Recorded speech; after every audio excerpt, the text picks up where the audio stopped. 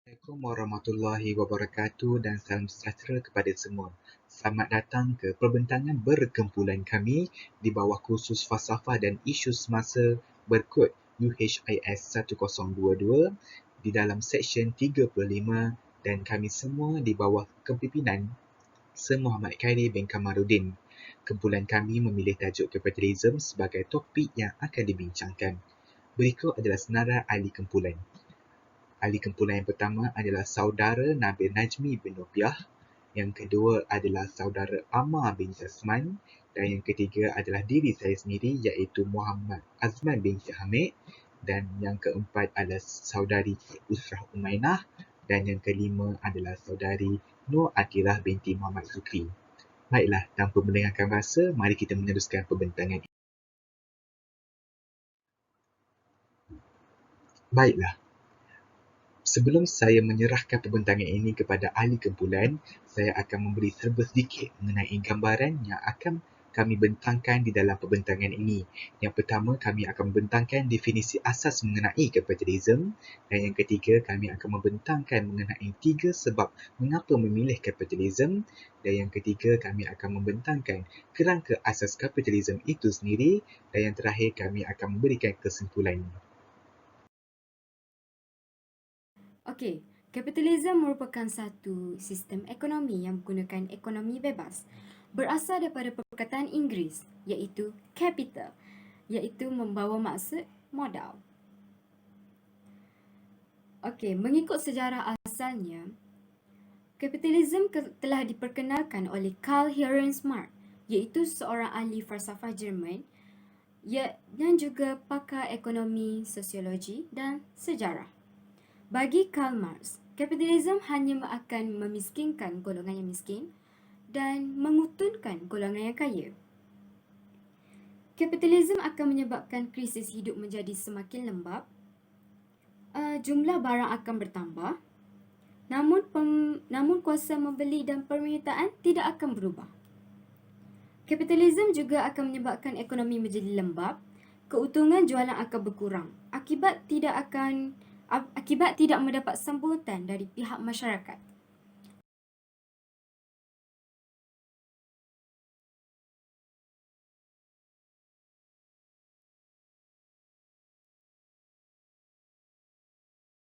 Terdapat banyak sebab kenapa kumpulan kami memilih tajuk kapitalisme.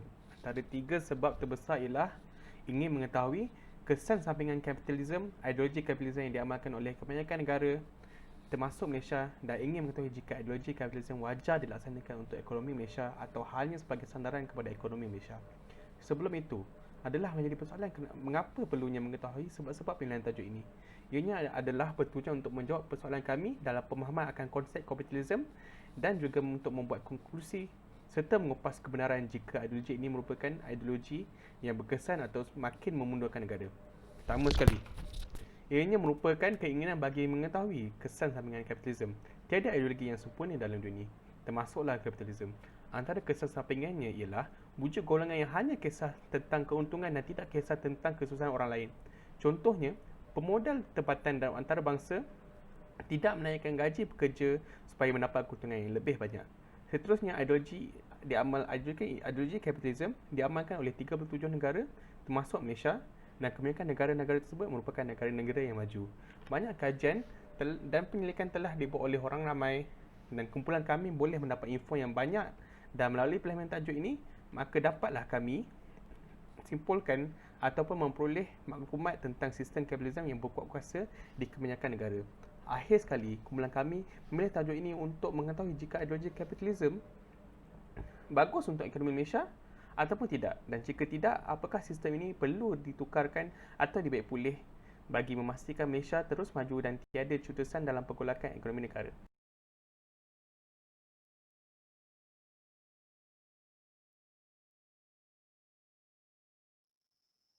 Seterusnya adalah kerangka asas teori kapitalisme.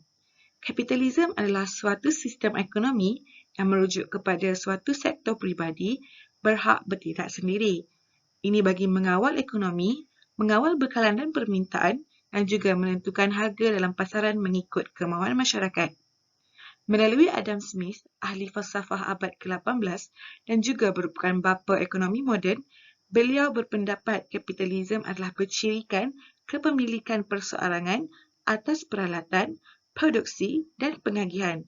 Beliau juga berpendapat kapitalisme adalah kepentingan peribadi yang merupakan kekuatan untuk pengendalian ekonomian. So next ialah Max Weber, ahli sosiologi dari Jerman. Ia menyatakan bahawa kerangka bahawa kapitalisme adalah cara produksi komoditi. Komoditi iaitu kumpulan ekonomi yang melandaskan kerja untuk dipasarkan kepada pasaran. Berdasarkan kerja, kapitalisme juga berdasarkan kerja berupah untuk dijual beli dalam rangka mendapatkan hasil. Ini kata Max Weber. Seterusnya ialah kata Karl Schmitt, iaitu ahli falsafah dari Jerman dan juga ahli ekonomi dan sosiologi. Karl Marx mengatakan bahawa kapitalisme ialah pemikiran pola ekonomi dalam rangka menumpukan kepada kekayaan.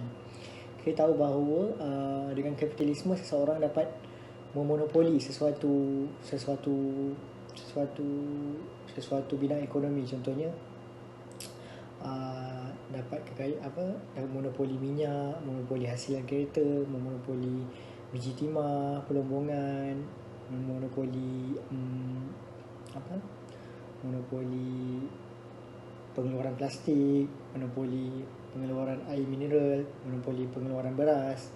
Itulah contoh daripada kesan daripada kapitalisme.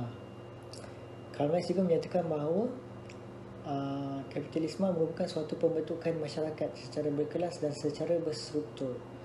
Dengan terjadinya kekayaan yang terbahaginya kekayaan dalam masyarakat, ini menjadikan masyarakat itu terbahagi secara berkelas-kelas. Itu kelas yang kaya, kelas pertengahan dan juga kelas bawahan, kelas miskin.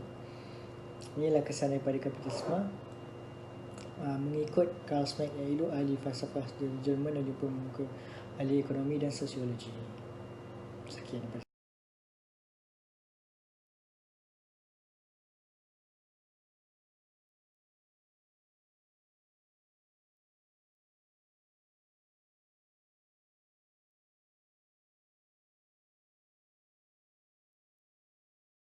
Terima kasih diucapkan kepada ahli kumpulan saya yang telah membentangkan bahagian masing-masing sebentar tadi. Baiklah, sekarang tibanya giliran saya untuk membentangkan mengenai kesimpulan.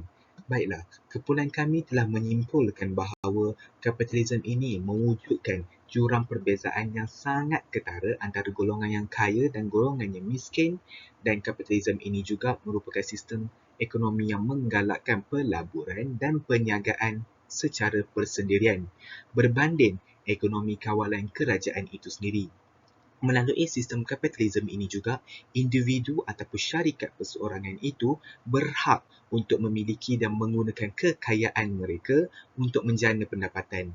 Dan selain itu, buruh luaran yang diupah untuk melakukan kerja dan digaji tanpa kawalan kerajaan atau dengan kawalan yang minima menyebabkan kapitalisme ini telah mendorong kepada kegagalan ekonomi negara.